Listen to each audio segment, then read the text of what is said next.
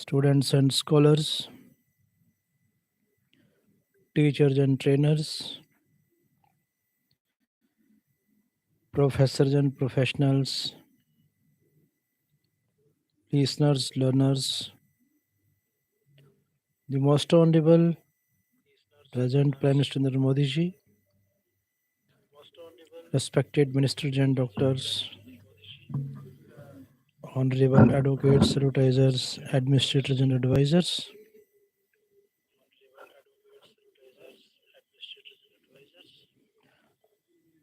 Dr. R.K. Singh from USA, heartily, cordially welcome all of you. It is really nice time, nice place, nice section.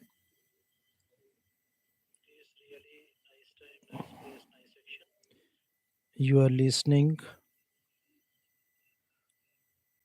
what is happening around us in the form of unity in diversity.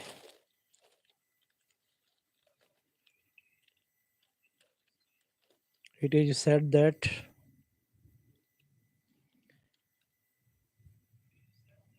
our Indian holy land is the land of starters, beginners, initiators, creators, generators, operators in all the fields of agriculture, economy, industry,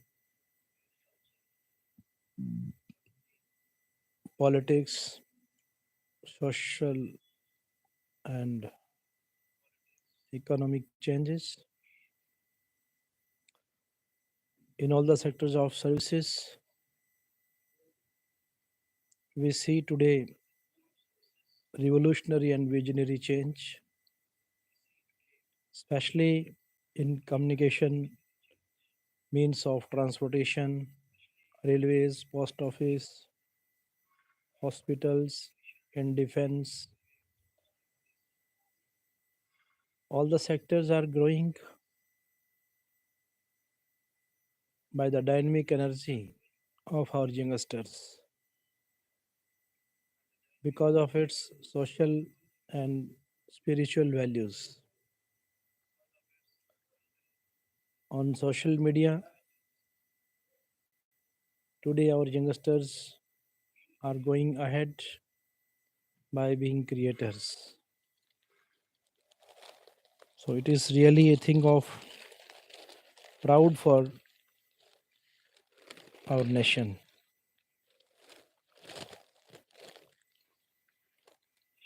Let us go through what is happening in the world. Trump halts Canada and Mexico tariffs for a month.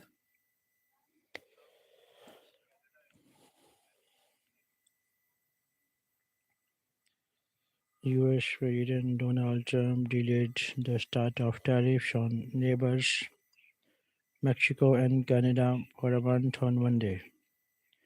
But China remained in the firing line for levies that are putting the global economy on edge. Mexican President Claudia Sheinbaum and Canadian Prime Minister Justin Trudeau both struck last-minute deals with Mr. Trump to tighten border measures against the flow of migrants and the drug fentanyl into the US. Mr. Trump said that after very friendly talks with Ms. Sheinbaum, he would immediately pause the tariffs on Mexico and that his counterpart had agreed to send 10,000 troops to the US-Mexico frontiers. Tensions appeared higher between the US and Canada, but after two calls with Mr. Trudeau, Mr. Trump said Canada and agreed to ensure we have a secure northern border and to finally end the deadly scourge of drugs like fentanyl.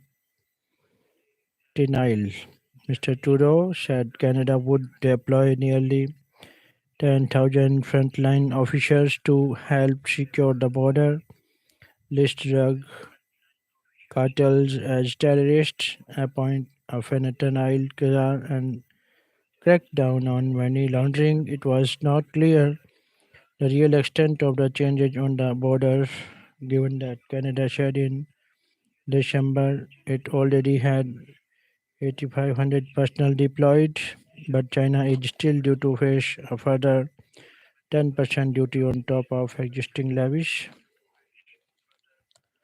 Gaza ceasefire on agenda as Netanyahu and Trump meet.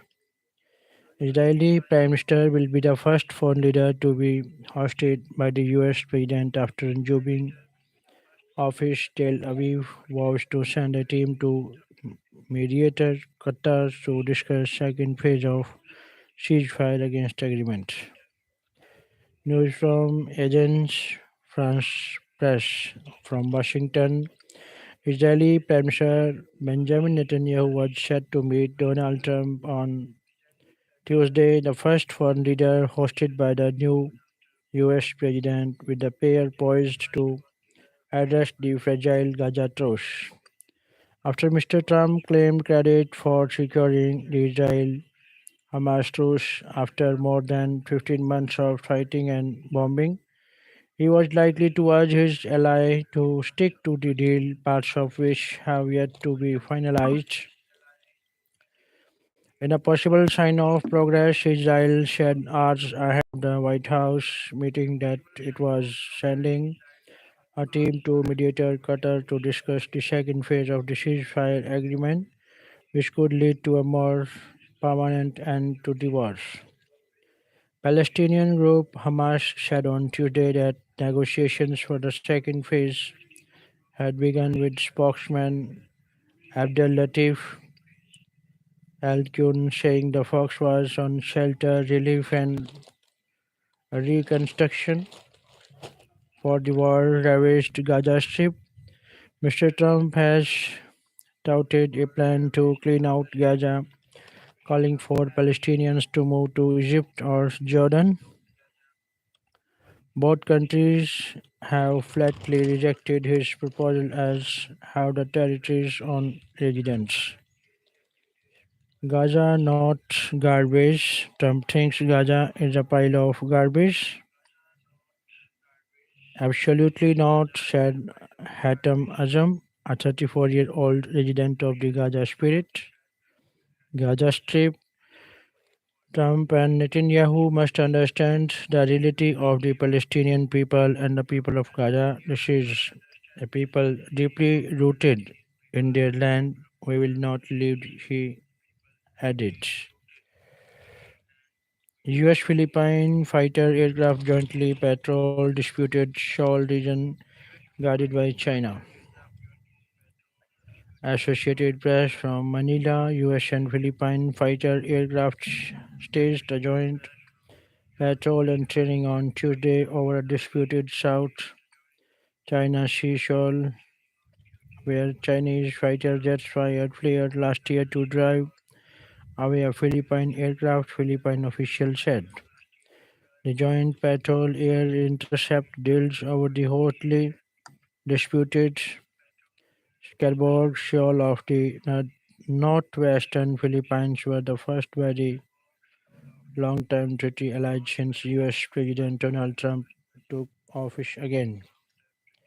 Two U.S. Air Force B-1 bomber aircraft and three Philippine Air Force F-A-50 fighter jets joined the brief patrol and training, which involved practicing how to intercept a hostile aircraft.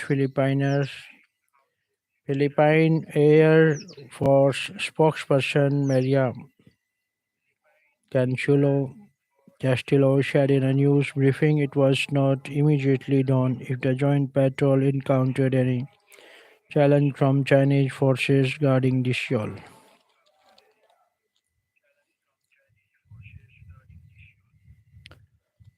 San Salvador to accept deportees from US of any nationality. Rwanda-backed M23 rebels announced truce in Congo's east.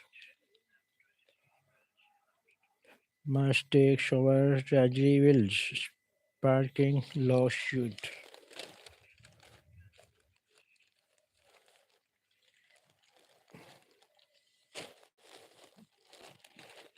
US tariff pause spurred stocks rebounds. News from Mumbai. The Indian stock market bounced back sharply on Tuesday with its biggest uptick in a month, fueled by the US administration's decision to pause the proposed blanket tariffs of 25% on goods imports from Canada and Mexico that had spooked global markets and currencies on Monday. Budget effect. Tata Power mules nuclear reactor bridge foray.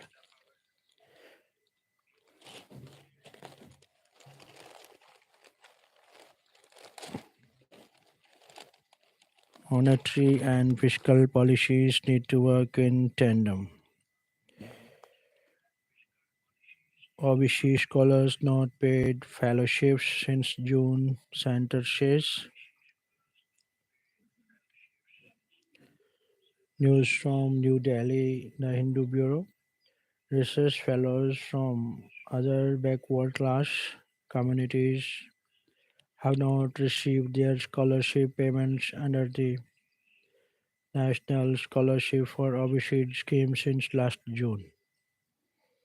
The Social Justice Ministry told the Lok Sabha on Tuesday. Social Justice Minister Virendra Kumar said this was because the University Grants Commission had raised the fellowship amounts for juniors and senior research fellows under the scheme in October 2023. Many suspects questioned over ex-army men's killing.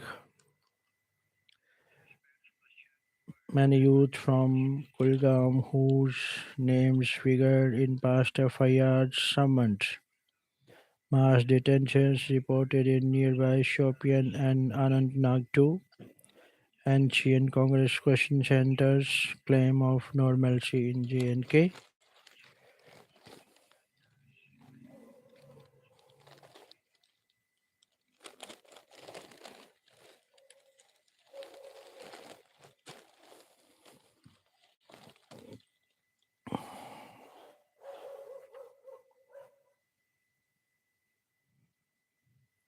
Government hiding Mahakumbh stampede told no dignity in that, says opposition from New Delhi.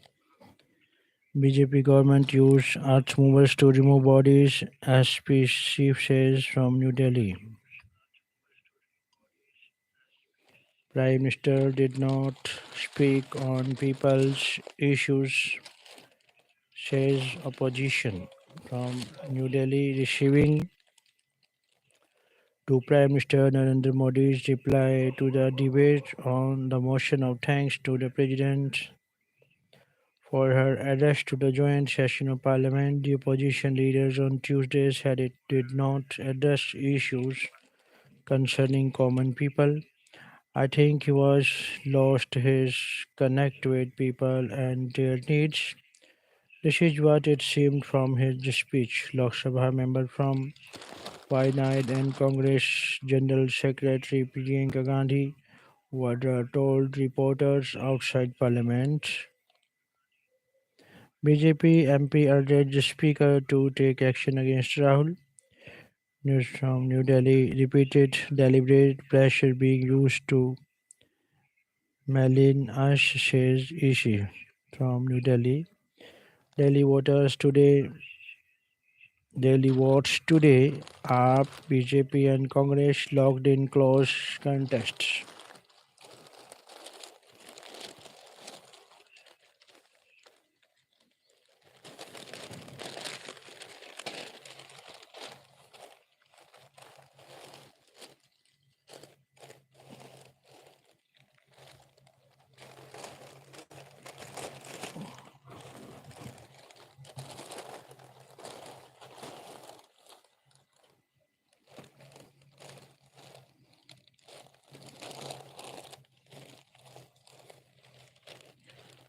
Delhi votes today up BJP and Congress locked in close contest. Polling begins at 7 a.m. across 13,766 polling stations in the city. High profile contests in Kalkaji and New Delhi constituencies keenly watched. Delhi police filed an FIR against Chief Minister Atishi for allegedly violating the Model Code of Conduct. News from New Delhi. Satvika Mahajan, over 1.56 crore electors are set to vote, as polling will be held in all 70 assembly constituencies in Delhi from 7 a.m. on Wednesday. A total of 13,766 polling stations have been set up at 206 2,696 polling locations. There are 699 candidates, with the Aam Aadmi Party and Congress fielding 70 each, while the Bharatiya Janata Party has deployed 68 candidates and given two seats to its allies Janata Dal and Lok Jan Shakti Party. In the national capital, the seat of power, New Delhi constituency, where AAP chief Arvind Kejriwal is fighting to retain his seat, the BJP Congress have fielded former Chief Minister's sons Parvez Sahib Singh and Sandeep Dixit respectively. Chief Minister Atishi is contesting against former MP Ramesh Bidhuri and the Congress's Alka Lama in Kalkaji. The Delhi police registered an FIR against MS Atishi, the AAP candidate, for allegedly violating the Model Code of Conduct. The police took legal action against Manish Bidhuri, relative of BJP candidate Ramesh Bidhuri, for roaming around the Kalkaji area despite not being a voter. Former Deputy Chief Minister Manish Sisodhia, who is contesting from Jangpura after leaving his seat in Pratap Paharganj. After leaving his seat in Papadganj, will see a close contest with BJP candidate Tarvinder Singh Marwar and Farhad Shuri of the Congress. Two AIM candidates are contesting from jail: Tahir Hussain from Mustafabad and Shifa ur Rahman from Okhla. Previous elections, during the assembly elections in 2020 and 2015, the AF won a majority, winning 62 and 67 seats, respectively, while the Congress registered zero seats and the BJP became the primary opposition party. The AAP is eyeing a third term, while the BJP is hoping to form a government in Delhi after 28 years, and the Congress is looking to re-enter the assembly. The voter turnout in 2020 was 62.59%, and in 2015, 67.47%. Chief Electoral Officer R. Elias Wedge has urged all eligible voters to participate in large numbers on polling day. Approximately 97,955 personnel and 8,715 volunteers have been deployed on the ground, along with the Central Armed Force Forces, Armed Police Forces, Home Guards, and Delhi Police. All polling booths will be monitored closely on Wednesday. The CEO said, adding that they will have cameras with 100% webcasting. A total of 70 polling stations, one in each constituency, will be managed exclusively by women and persons with disabilities. Another 70 has been set up to encourage youth participation and engagement in the electoral processes. Proper arrangements for drinking water supply, toilets, wheelchairs, and ramps for the disabled are in place. We aim to provide all necessary facilities so that voters face no inconvenience at any point at any polling station. Meanwhile, over 7,000 senior citizens and persons with disabilities availed the home voting facilities in the capital.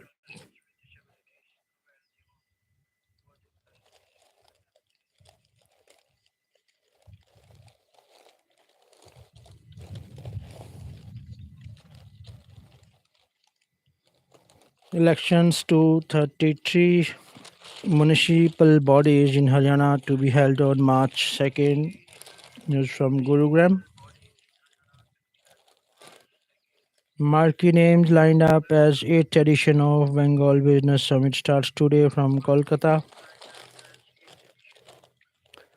Gujarat government forms panel to assess need for UCC. Opponents calls it a revisionary move from Gandhinagars.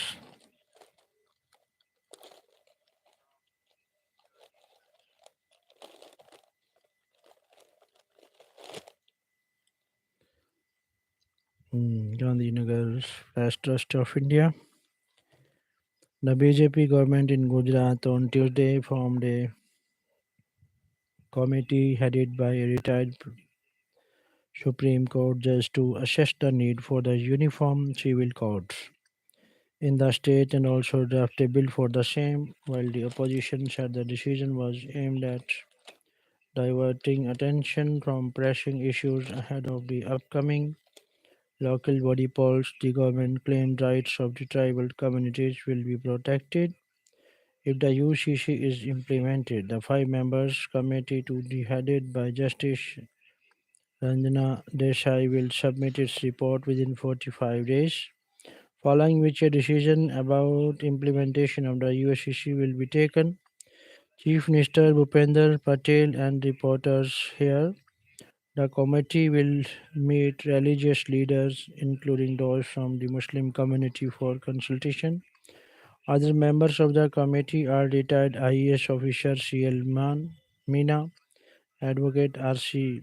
Kodekar, former Vice Chancellor of Veer Narmad South Gujarat University, Dakshesh Thakur, and social worker Geeta Shroff.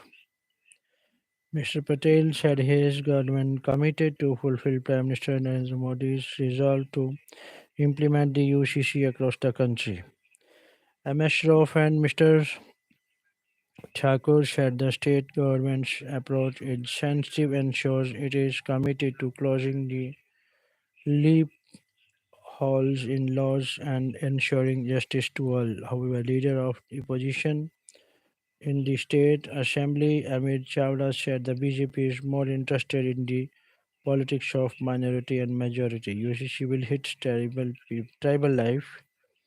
In Gujarat, there are 14% tribal. The UCC will affect the culture, custom, religious rights, and marriage systems of the tribal society. Similarly, the Jain community and the Devi Pujaks will also be affected, he claimed.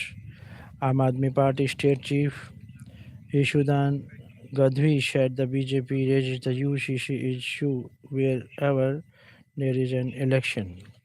Budget allocation of 500 crore rupees for cotton insufficiency farmers and activists. After Indore, Bhopal also bans begging giving alms from Bhopal.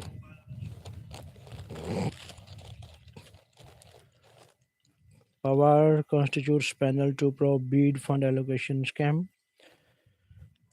Will resolve Governor T. N.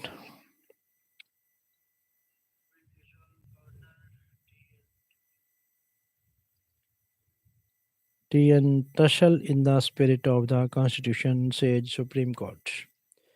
The governor's table is empty, says Attorney General R. Venkatramani. Appearing for the governor's office, TN terms his actions ex facial illegal without jurisdiction and in gross violation of Constitution. This news from New Delhi. The Supreme Court on Tuesday promised to resolve the tug of war between the Tamil Nadu government and government R. N. Ravi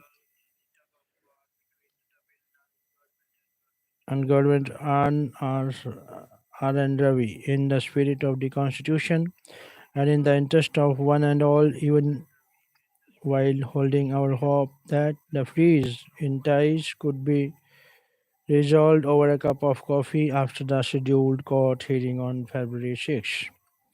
The clash of views between the governor and the MK Stalin led government is over myriad issues, ranging from delay in giving assent to key bills on higher education issues, pending section of prosecutions, remission of prisoners, government orders, and constitution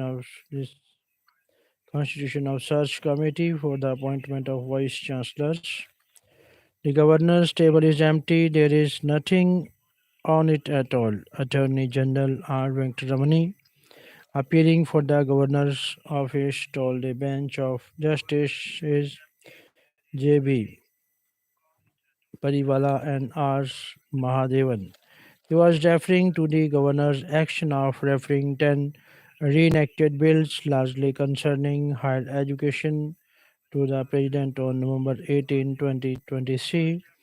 The President had subsequently assented to one bill, rejected seven, and did not consider the remaining two proposed laws. The state, represented by senior advocate Mukul Rohtagi, A.M. Srivi, and P. Wilson, and advocate Sabrish Subramaniam, argued that the decision of the governor to reserve the case for the president's consideration was ex facie illegal without jurisdiction and in gross violation of the Constitution. Without jurisdiction, the grant of assent to the bill by Her Excellency, the Honorable President of India, is unconstitutional and without jurisdiction. Instead, Union government should have advised Her Excellency to return the 10 bills back to the Honorable Governor as it's completely in gross violation of the principles of Constitution under the first proviso to Article 200. Governors assent to bills, the state government said.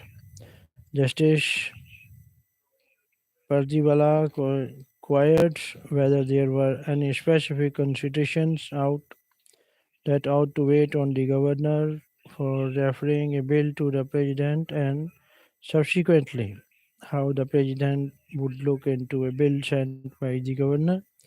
Mr. Singhvi, taking the court through Article 200, said a governor has three options when the bill is referred to him for assent by the legislature. He must give assent or withhold assent or reserve the bill for the consideration of the president. In case the assent is withheld, if it is not a money bill, the proposed law must be returned to the state legislature as soon as possible with comments. If the bill is retreated by the legislator, the governor has no option but to grant assent, he said.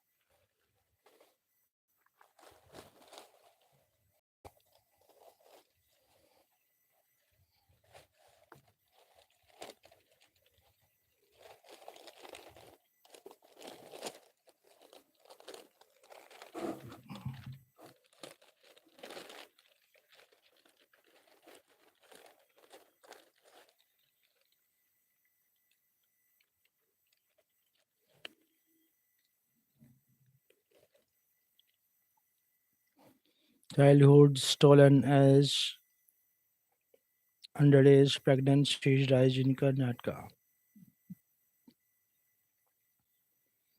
The lack of awareness about sex and contraceptives, sexual abuse, early engagements, and marriages prompted by socio-economic situations and traditional beliefs have led to an increase in underage and child pregnancies in Karnataka in the post-COVID-19 period.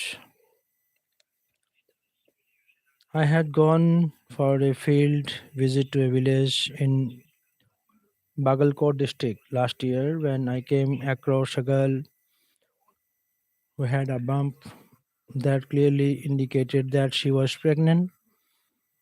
Upon enquiry, I find out that this 15-year-old girl was engaged to a boy and was not married. When I said that she was pregnant, the villagers fought with me and said that she was not even married. When I sent her to the hospital, we got to know that she was 4 months pregnant, and the families of both sides were genuinely not aware of the situation, said Tejswini Hirmat, social scientist and former member of the district Child Welfare Committee, Bagalkot. In Bangalore, a 13-year-old girl got pregnant and even delivered a baby.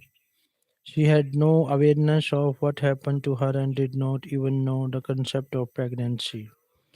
When a case was registered and she was asked to identify the man who did this to her, she showed an auto driver, but the DNA test did not match. Later, she said she did not know who the man was. Ultimately, we could not catch the culprit in the case at all, shared Anjali Ramana, former CWD member and women all and juvenile rights advocates. These are just some of the disturbing cases as the lack of awareness around sex and contraceptives, sexual abuse, early engagements, and marriage prompted by socio-economic situations and traditional beliefs have led to an increase in underage and child pregnancies aged below 18 in Karnataka in the post-COVID-19 period.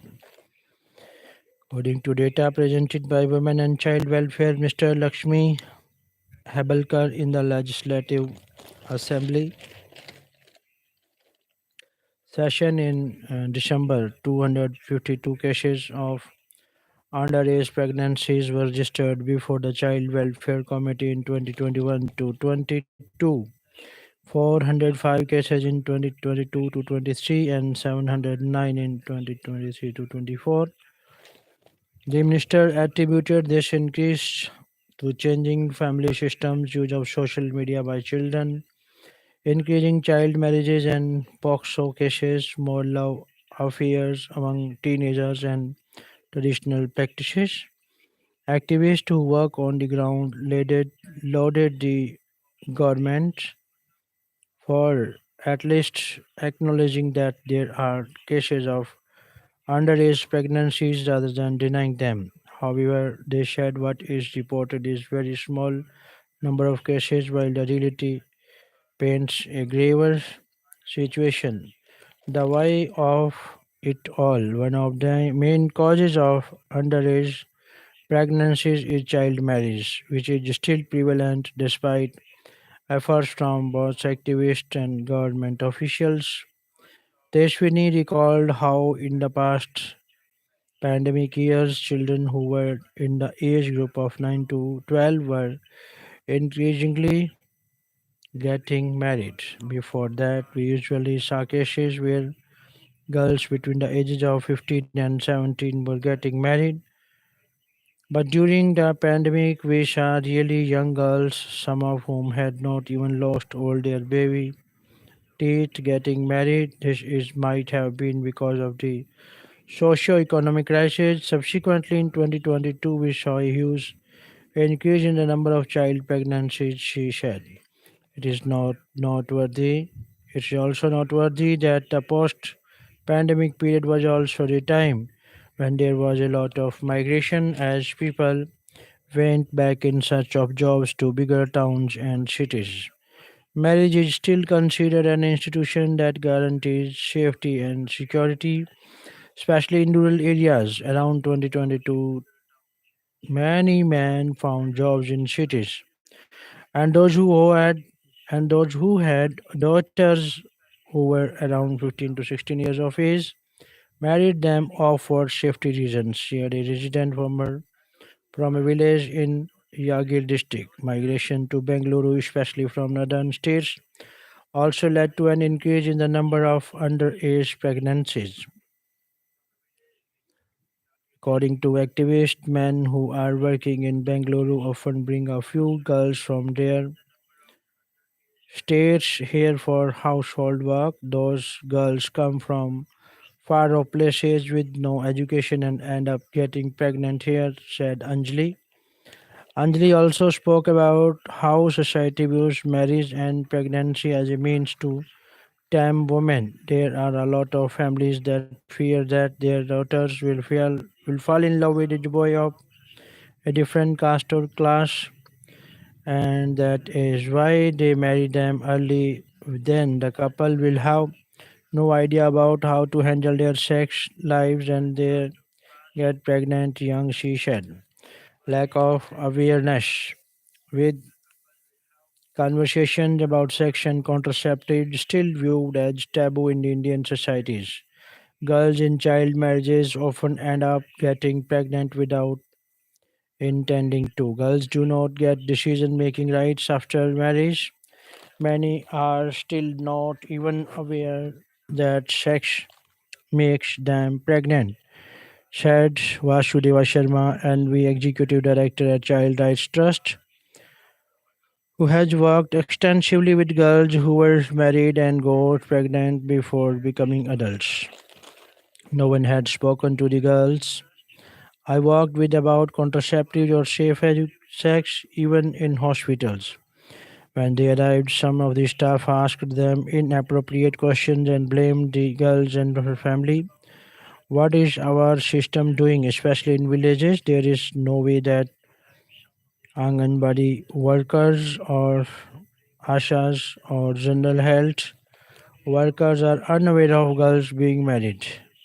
Why do they not speak to them about prevention of pregnancies?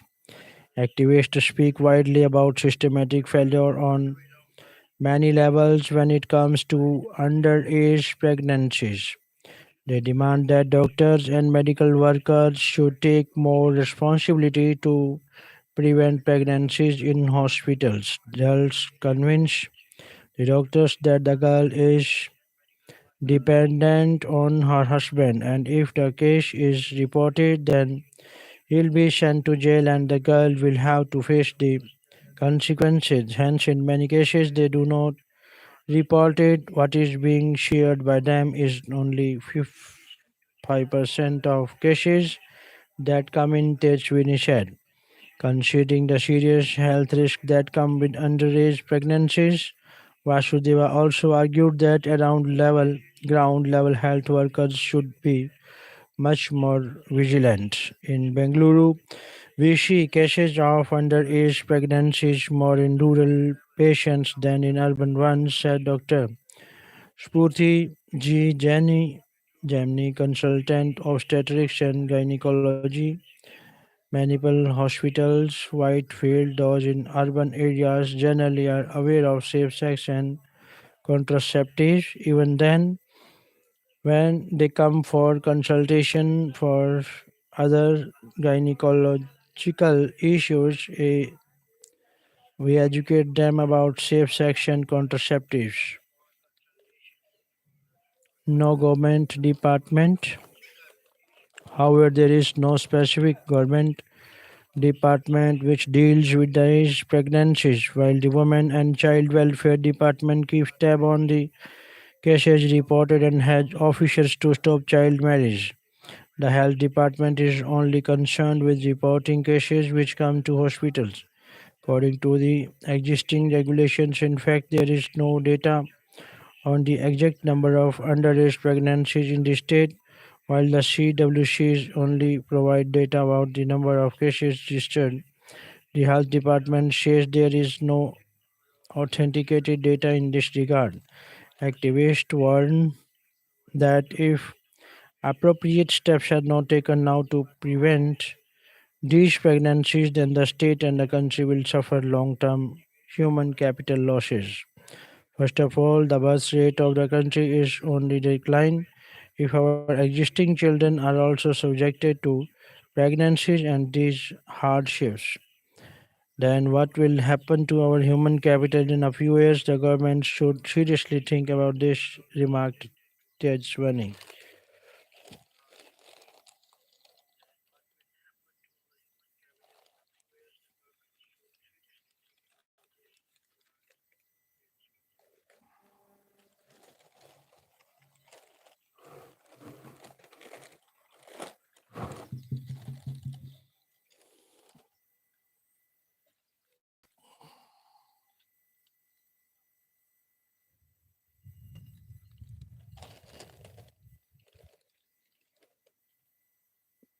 Can't take undertaking from award winners, government tells House panels, news from New Delhi.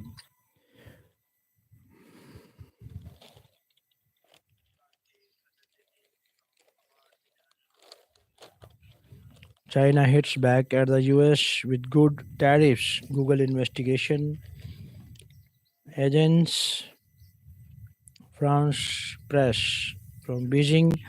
China said on Tuesday it would impose tariffs on imports of US energy vehicles and equipment, firing a return salvo in an escalating trade war between the world's two biggest economies. US President Donald Trump on Saturday had announced sweeping measures against major trade partners Canada and Mexico, while goods from China were hit with an additional 10% tariff on top of the duties they already endured. Minutes after they came into effect, Beijing unveiled levies of 15% on imports of coal and liquefied natural gas from the US, while crude oil, agricultural machinery, big engined vehicles, and pickup trucks face 10% duties. China is major market for US energy exports and according to Beijing customs data imports of oil, coal and LNG totaled more than $7 billion last year. Unilateral hike. Beijing said the measures were in response to the unilateral tariffs hike by Washington. The US decision, China said, seriously violates World Trade Organization rules, does nothing to resolve its own problems, and disrupts normal economic and trade cooperation between China and the United States. Beijing said it would file a complaint with the WTO over the malicious levies. Alongside its tariffs, China announced a probe into US tech giant Google and the additional of US fashion group PVH Corporation and biotech giant Illumino to a list of unreliable entities.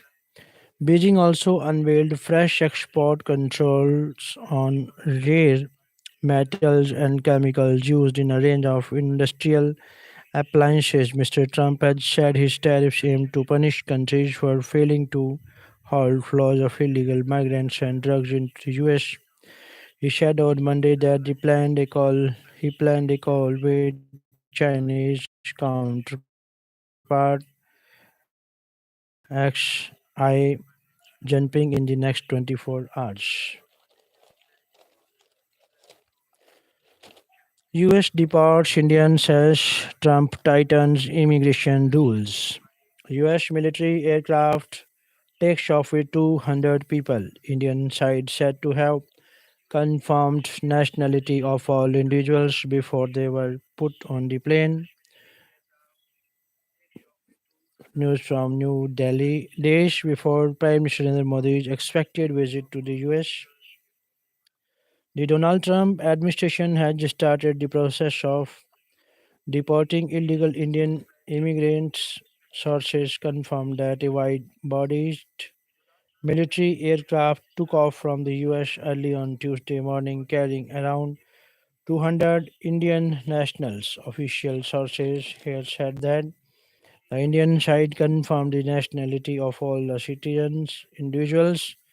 before the US authorities went ahead with the deportation.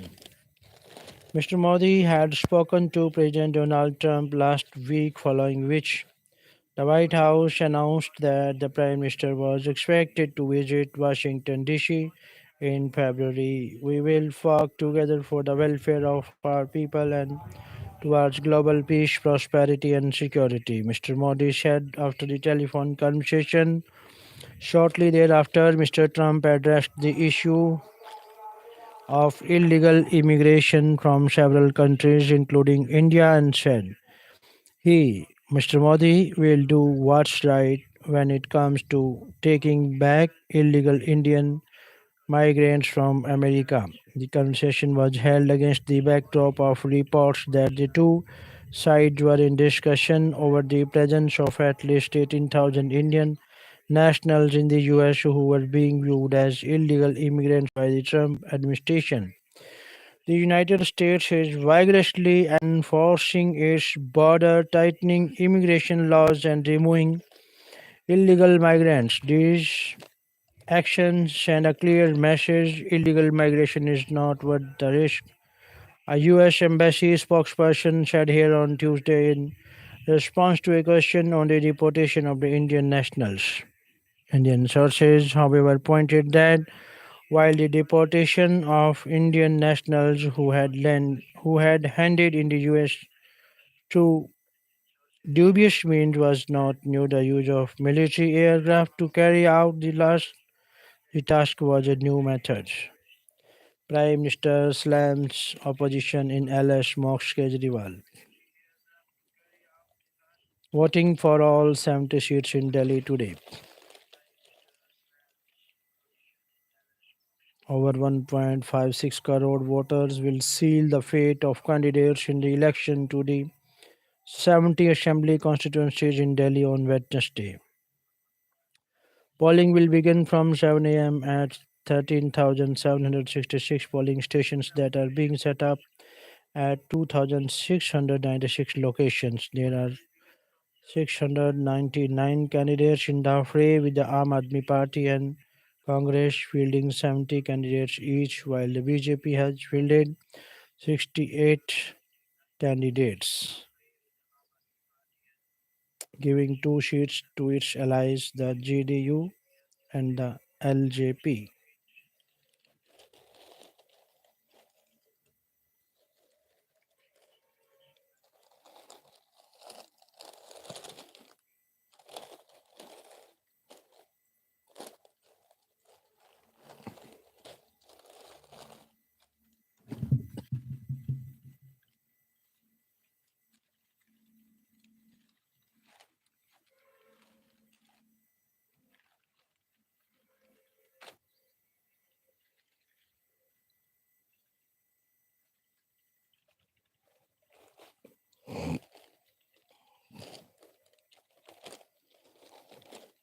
Now let us go through the scientific research that is being done scientifically. Life is building blocks found in asteroid samples.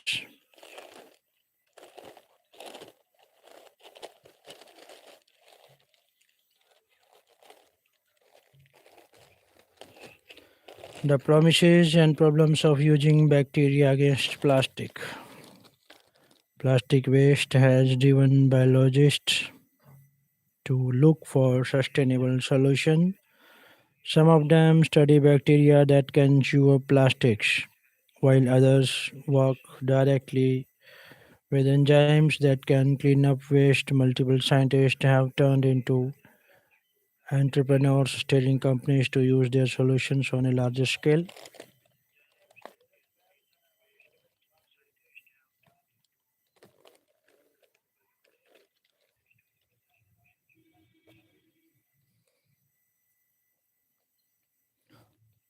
Plastic waste has driven biologists to look for sustainable solutions. Some of them study bacteria that can chew up plastics, while others work directly with enzymes that can clean up waste. Multiple scientists have turned into entrepreneurs, starting companies to use their solutions on a larger scale.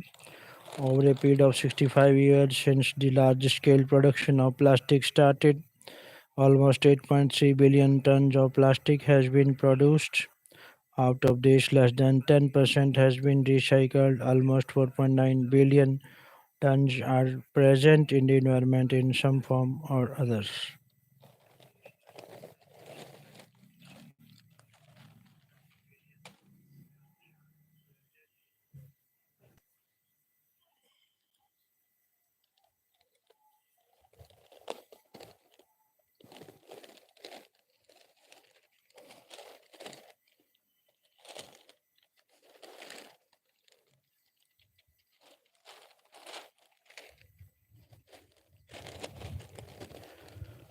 Power and prestige, civic issues cry for attention, but Delhi polls are about competitive welfareism.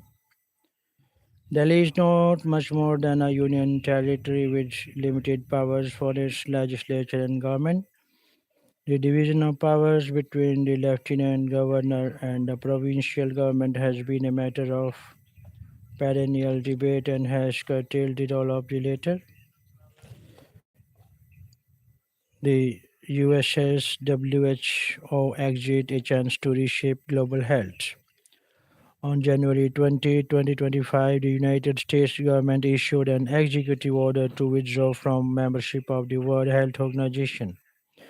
This has raised apprehensions that reduced funding for WHO would impact the functionality of the organizations.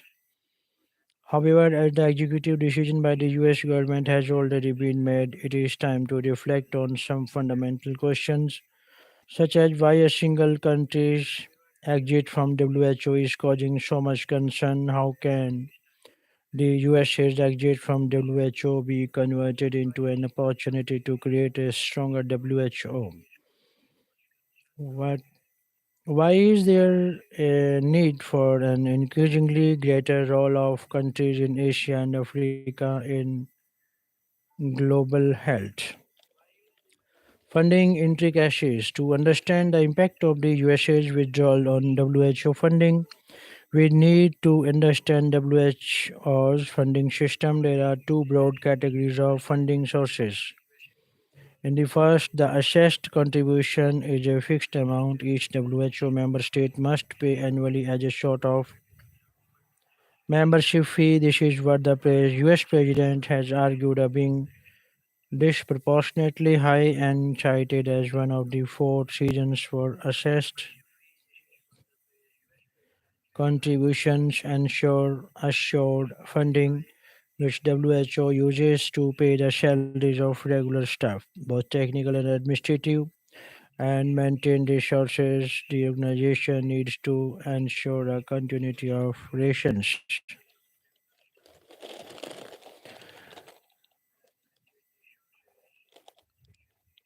India Indonesia ties as a beacon for global relations.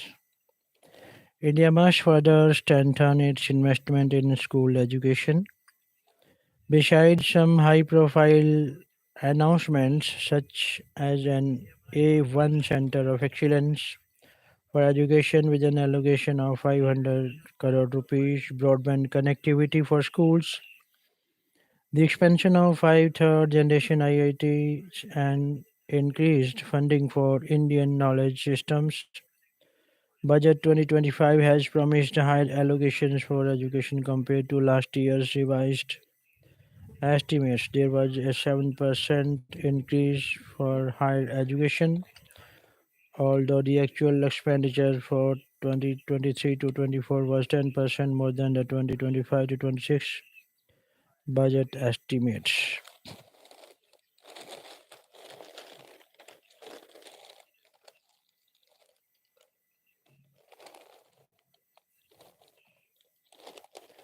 The financial toxicity of cancer care in India.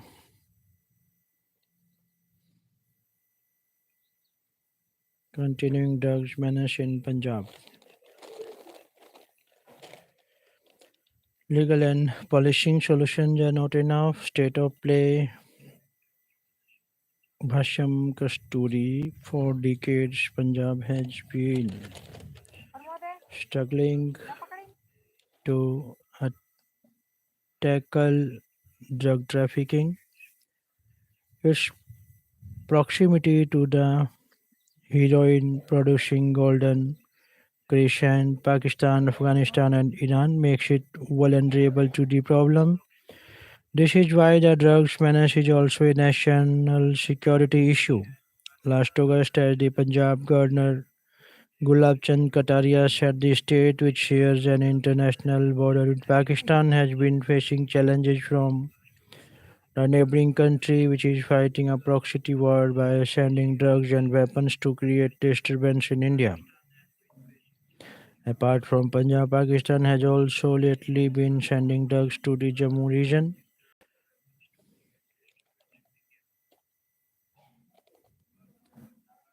Bhashyam Kasturi is so Qasim Kasturi is a former director, National Security Council Secretariat. Views are his own.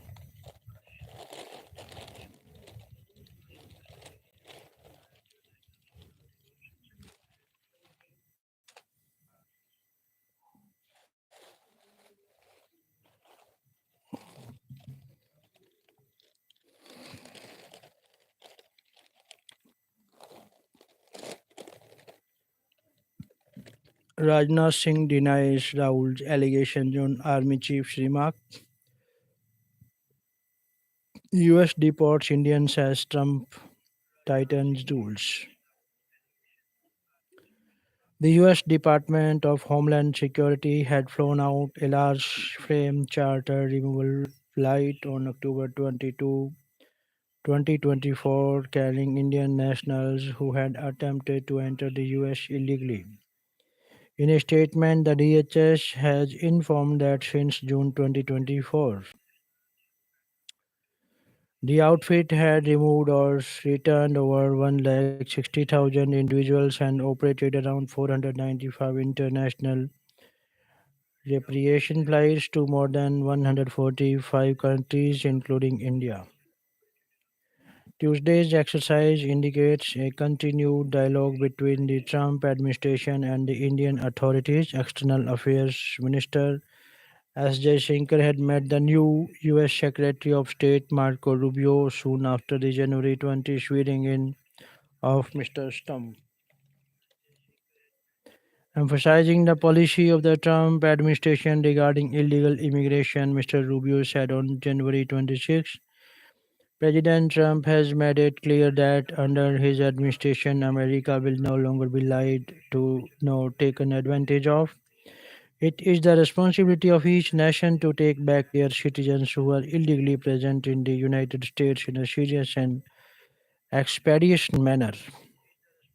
Though Mr. Rubio had made the comment in the context of the US Colombia war of words over illegal migrants. He made the general context of the remark clear by stating that the US was unwavering in its commitment to end illegal immigration. Responding to a question from the media regarding the US position, External Affairs Minister spokesperson Randhir Jaiswal clarified last week that India would take back its citizens only after confirming their nationality, not just in the United States but anywhere in the world if they are Indian nationals and they are overstaying or they are a particular country without proper documentation. We will take them back provided documents are shared with us so that we can verify their nationality that they are indeed Indians, Mr. Jaiswal said, adding, if that happens to be the case, then we will take things forward. We will facilitate the return to India. Since the inauguration of Mr. Trump on January 20, the issue of illegal immigration has been in the spotlight.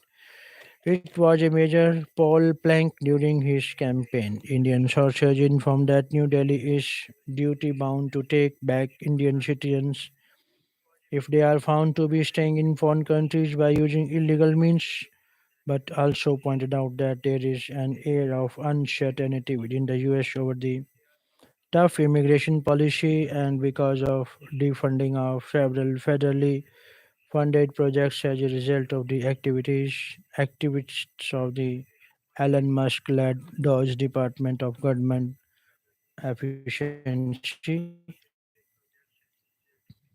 It has been learned that Mr. Modi is expected to reach the US on February 12. He is among a member of foreign leaders like UK Prime Minister Keir Starmer and Japanese Prime Minister Shigeru Ishiba, who are scheduled to meet Mr. Trump in the next few days. Deport foreigners, do not detain them for eternity, Supreme Court says. Top court asks Assam if it is waiting for an auspicious time to deport people declared foreigners. It directs the union government to give details of declared foreigners, how many were deported. News from New Delhi, the Supreme Court on Tuesday pulled up the Assam government for detaining indefinitely people declared as foreigners in detention camps, asking the state whether it was waiting for an auspicious time to deport them. A bench of justices A.S.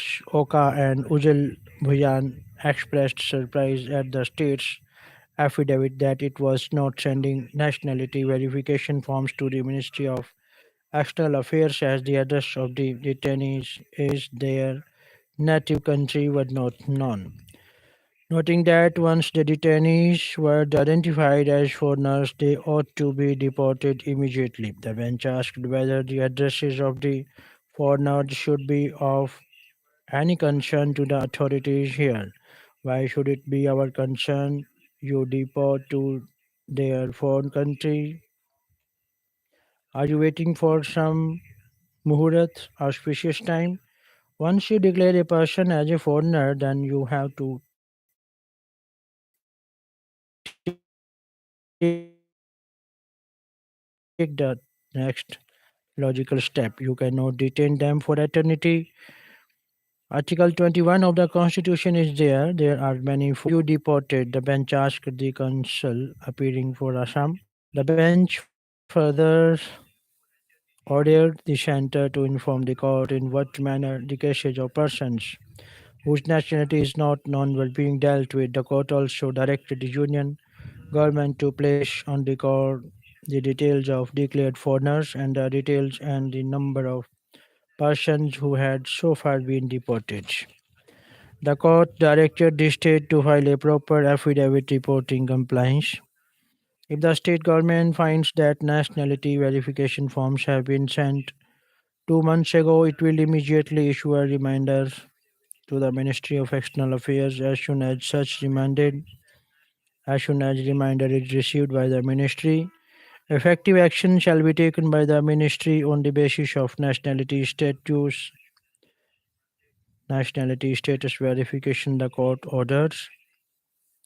The bench questioned Assam Chief Secretary Ravi Kota, who appeared via video conference about the delay in deportation. The court reminded the state that the public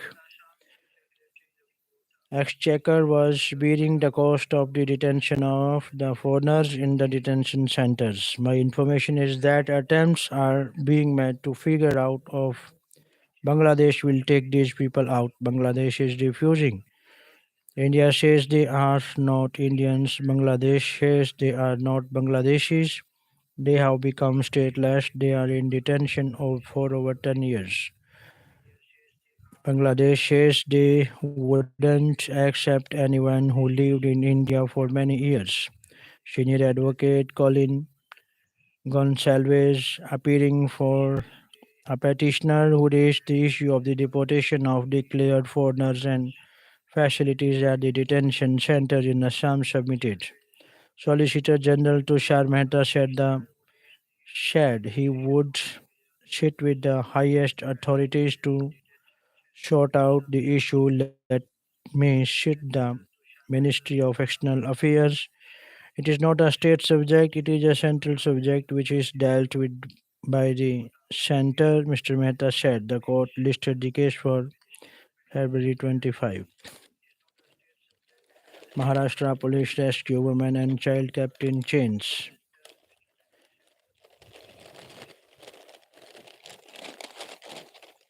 News from Mumbai, the Maharashtra police have rescued a woman and her 3-year-old son who were allegedly kept chained for the past 2 months by her parents. Sub-Inspector B.T. Sahana from the Bokardan police unit in Jalna district said 23-year-old Shahnaz Elijah Sonl and her 3-year-old son were rescued from the parents' house in Alapur village of Bhokardan Tehsil. Their legs were chained and they were kept locked inside a room because the parents of the Muslim woman had not approved of her marriage with a Dalit man. 16 Indian workers in Libya returned home after 6 months of ordeal. News from China. The group of 16 Indian workers who had been stuck at the Libyan cement company's plant in Benghazi for almost 6 months without pay are expected to arrive in New Delhi in the early hours of Wednesday. The workers said that they were held in prison like conditions for protesting long work hours, unscheduled shifts, and erratic pay. The workers are arriving on Turkish Airlines flight from Benghazi to New Delhi with a stopover at Istanbul. It is weekly briefing on December 20, a day after the Hindu reported on the plight of the workers. The Ministry of External Affairs acknowledged their difficulties and stated that efforts were on to address the workers' immediate concern of safety, food, and water. On New Year's Eve, the workers were shifted to what appeared like two garages on a video call with this reporter. At first, we were told it's for a medical checkup. We were hustled into two buses with all our belongings, and they brought us here, said Mithilesh Vashwakarma, one of the workers, over the phone. They believed it was the backyard of a van they described as their contractor, a Libyan national named Abu Bakr, who facilitated the workers' tourist visas from Dubai to Benghazi. In subsequent communications, the MEA acknowledged that efforts were on to repatriate the workers, but that Libyan formalities such as exit cards for those without legal work authorization were required. The workers had been helped throughout by one of the active social workers in the region. Delhi court grants bail to London residents. News from New Delhi. A Delhi court has recently granted bail to UK National Interpal Singh Gaba in a case of alleged attack on the High Commission of India in London in March 2023. The court found insufficient evidence linking Mr. Gaba to the incidents, particularly noting he was not present at the initial protest on March 19, 2023, nor involved in its organization. The agency had alleged that the protest held at High Commission in London on March 19, 2023, and the violation agitation organized on March 22, 2023 were part of the same transaction. It alleged that Mr. Gaba participated in both incidents, which were led and planned by the same set of people with a clear objective of influencing the crackdown on Warish Punjab Day. No good for anyone, observed Supreme Court on politicization of sports administration. People who think they can sit somewhere and operate live mafia are mistaken. Only those who have contributed to the sport will be allowed to occupy offices, as per the notion of the Supreme Court, deprecating the politicization of sports administration and the stranglehold of former judges and bureaucrats over sports bodies in the country. The Supreme Court on Tuesday directed the center to ensure the participation of the women's Kabaddi team at the Senior Asian Kabaddi Championship hosted by Iran from February 20 to 25. We deprecate the practice of former judges or bureaucrats continuing as administrators that is not good for anyone. A bench of Justice Suryakantan and Koteshwar Singh observed democratic values have to be restored in sports administration. Justice Kant said office bearers of sports associations must be genuine people with a sports background, The court noted the court was hearing a petition filed by two national kabaddi players, Priyanka and Pooja, who sought a direction to the Amateur Kabaddi Federation of India, a body recognized by the Sports Ministry, to send the women's team to Iran, where they have a shot at the gold medal. The petition, represented by senior advocate K. Parmeshwar, said the AKF1 had lost its affiliation to the International Kabaddi Federation, leaving the team's participation in Iran uncertain. However, three veteran Kabaddi players questioned the authority of the ban imposed on the AKFI by the IKF. They alleged the International Federation was a private entity mismanaged by former officials, including Janardhan Singh Gehlot, who had manipulated rules for personal gain. The veterans urged the court to bring the constitution of the AKFI in consonance with the National Sports Code of India in 2011 and to conduct fresh elections and direct the union government to take control of the IKF and audit its accounts. Justice Kant said people who think they can sit somewhere in Kuala Lumpur or Dubai and operate like a mafia are sadly mistaken, unless it is somebody who has really contributed to the sport. Will not allow anyone to come even near the stadium, let alone occupy office in these bodies. The court asked Mr. Mehta to explore diplomatic channels for resolution of the conflict regarding the recognition of sports association. Most urgently, the AKFI, the bench, asked the law officers to consult the CBI on launching an effective probe with assistance of agencies such as the Interpol into the affairs of sports federation.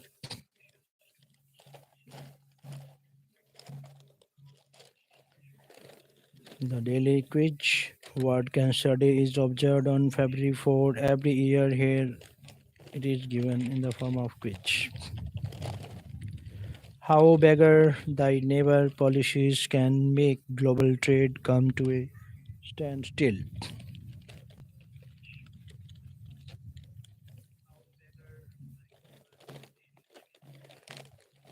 The term is attributed to Scottish economist Adam Smith, who first used it in his book 1776. A trade war in which government imposes heavy tariffs and strict quotas on the import of foreign goods into the country is the most common example of beggar thy neighbor's policies.